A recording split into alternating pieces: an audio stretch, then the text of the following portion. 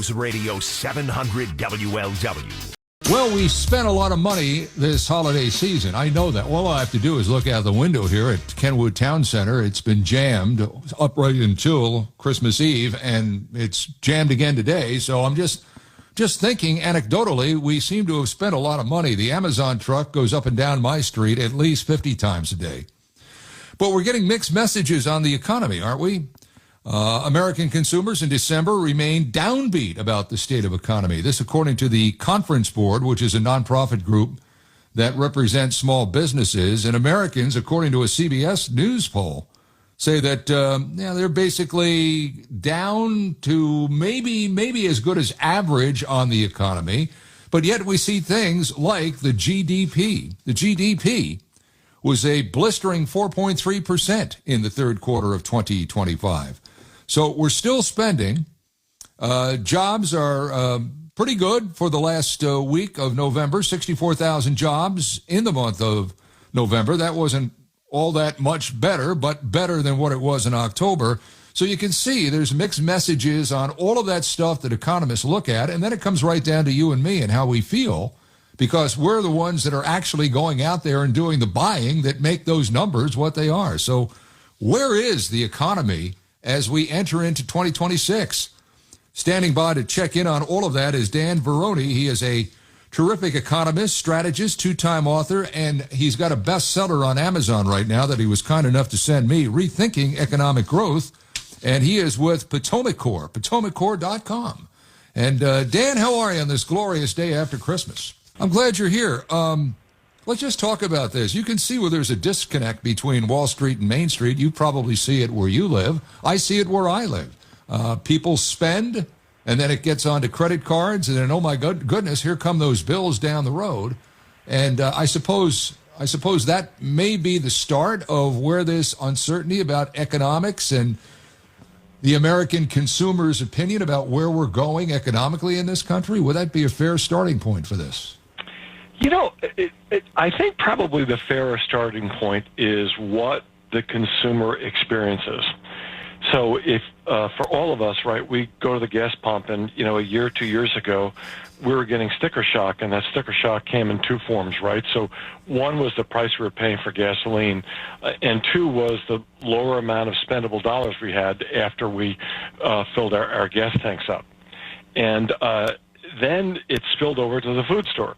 We went into the food store, and I said, oh, my gosh, these food prices are absolutely ridiculous, and they keep climbing. So when you look at the things that we all experience, you can understand why affordability is an issue, or why, for the first-time home buyer, those numbers seem not only unreachable, but unrealistic, in terms of making that first-time purchase. So the answer is, where are we today compared to 12 months ago or even 24 months ago? And I'm happy to report that on an inflation basis, meaning the prices that we're paying for things, when the inflation numbers came in, the core inflation, right, came in at 2.6% versus, what was closer to the 3%. So that's good news. But the best news of all, and this really matters, is the gasoline prices are down on average nationally about 80 cents a gallon. And here's really what that means. What that means is that's going to have an impact on prices that we pay for things. So is it an example where we're seeing what I call deflation come in? So dairy and related prices are down, milk prices are down, and cheese prices are flat to down, right? So that's good news. It's good news because those gasoline prices are down. How does gasoline impact those things? You got to ship those food products from point A to point B, and it requires gasoline. Lower gasoline prices means lower gas prices. It also means more spendable dollars in our pocket. I believe we are all going to be feeling better at the end of the first quarter next year, and absolutely at the end of the second quarter next year, because we're going to be paying less for things. We're going to have more money in our pockets. Well, a couple of things. President Trump inherited what I think was just a couple of insanities when it comes to economics in this country. First was inflation. I mean, it was just totally out of control. You and I'm guessing by the name of your company, you must live out near the Washington, D.C. area. Am I correct on that? I do. I'm within 30 miles of the Washington, D.C. border, and I'm there pretty often. Okay. Well, I used to live in Reston, Virginia, many years ago. And, I know that sometimes inside the Beltway, it's not always what is in effect around the rest of the country.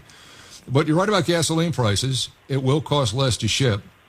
Inflation, when the previous president was in office, was out of sight because all they did was throw money. Yeah, I mean, they threw money at problems, and they just created more problems. And there is not a forgiving media when it comes to Donald Trump. And so these are all great stories that have happened economically. I don't sense he's getting credit for it because of the way the media is. And I'm guessing, hoping, like you, that when we get in second quarter of 2026, that the one big, beautiful now law will allow some of these better stories to come out, and so we're not completely hit over the head with Jeffrey Epstein every day. I mean, am I hoping for too much here in 2026? No, I don't think you're hoping too much because prices and data matters. Next year, when everybody opens up their paychecks, the withholding rates are going to be lower because of the big, beautiful law. When they get a refund on average, a federal tax refund, to the tune of $1,000 to $2,000, that's going to be because of the big, beautiful law.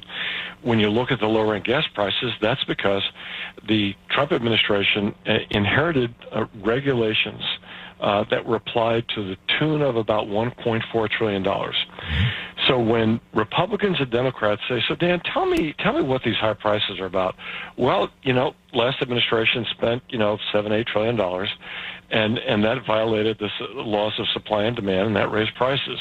But what they really did was add these excessive regulations that really added to prices. We all saw that at the gas pump, the food store, especially small businesses saw that. And I heard about how much they saw that when I wrote my last book. I spent 50 hours interviewing these small businesses, and we spoke a lot about inflation, but we also talked a lot about regulations and how it was increasing prices. But I think at the end of the day, when things start to come back, and they are coming back already. So let me give you another data point.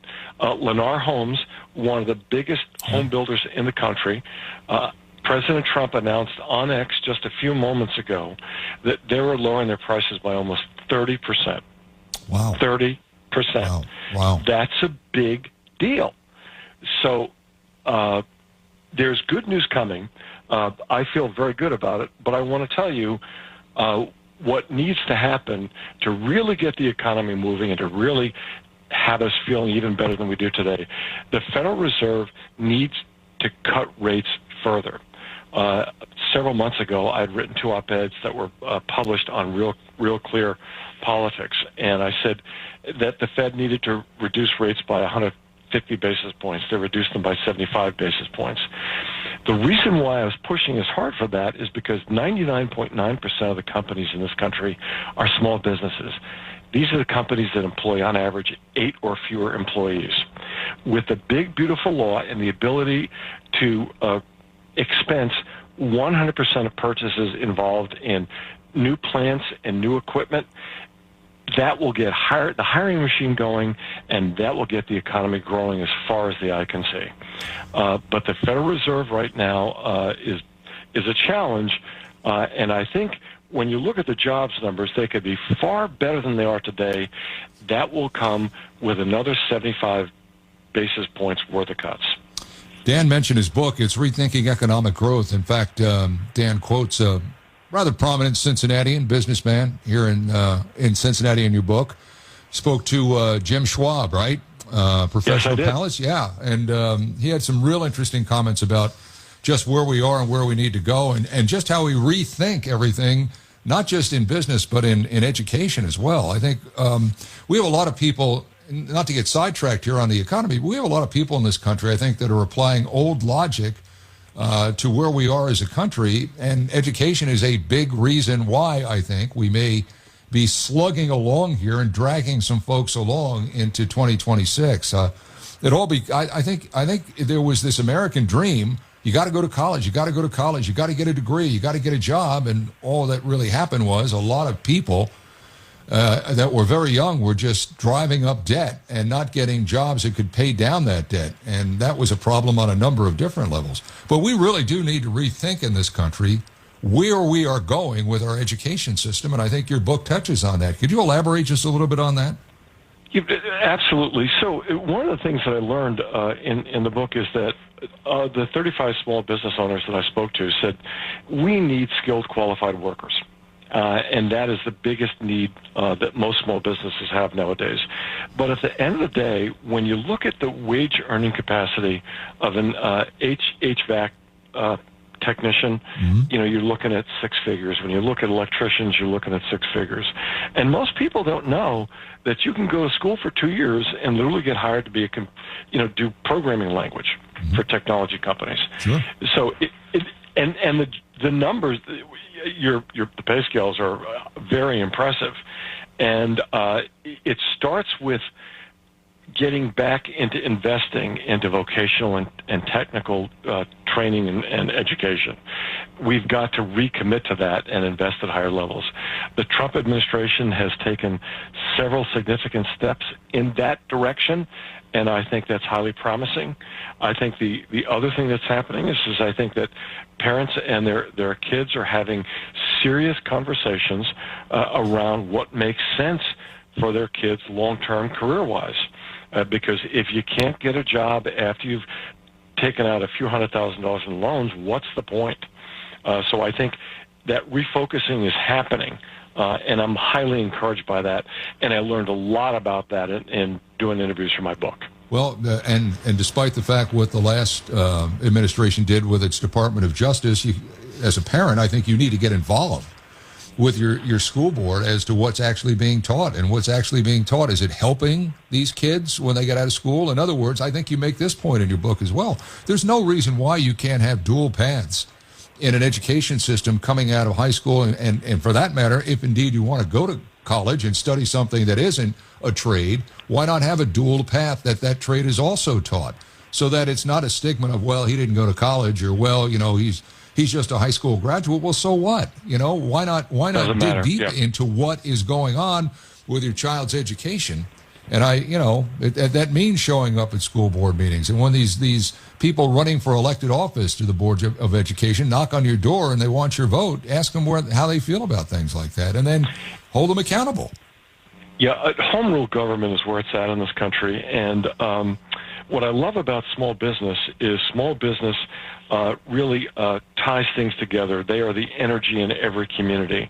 And one of the things that I was especially impressed with is that there are small businesses that are literally building relationships with schools and saying, will you help us get skilled, trained workers? Will you change your curriculum around to accommodate that and facilitate that? And in fact, they are.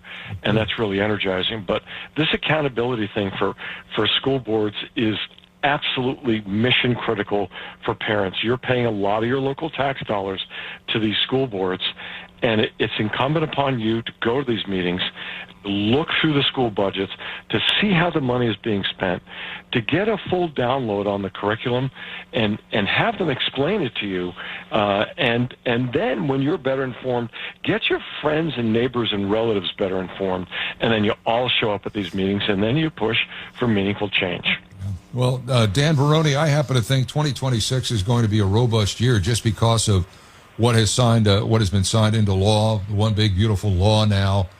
I think a lot of people are going to be shocked. We'll see where the credit goes for it. But the fact of the matter is, listening to you sound like 2026 could be, for all economic strata, could be a robust year. Am I right about that? Do I hear you say that? I think if I didn't, let me be absolutely on point about this. We are going to have a strong year. We'll get off to a good start in the first quarter, but I think quarters 2 through 4 will be very strong. I am very optimistic. When you put taxpayer money back in the hands of taxpayers, they're going to spend it. We're a 70% consumer-driven economy. That in and of itself is a good sign. Lower gas prices, more money to consumers, more money to spend. We are looking at an opportunity, especially on the small business front, with tax incentives for plants and equipment. I believe that in 2026, that small businesses are going to lead the way in the U.S. economy. Well, Dan Varroney, happy 2026 to you in advance. Again, his book is Rethinking Economic Growth. It's a good read. It's a fun read, actually. And like I say, there's a couple of Cincinnati connections in there as well. Dan, this was good stuff. Let's do it again. Can we do it again in 2026? I'll phone you up. Maybe we can do this again, huh? I'd love to. I'd love to do it. Please do it. Let's do it. All right. You take care, and we'll talk down the road. All right. Thank you. Have a great day.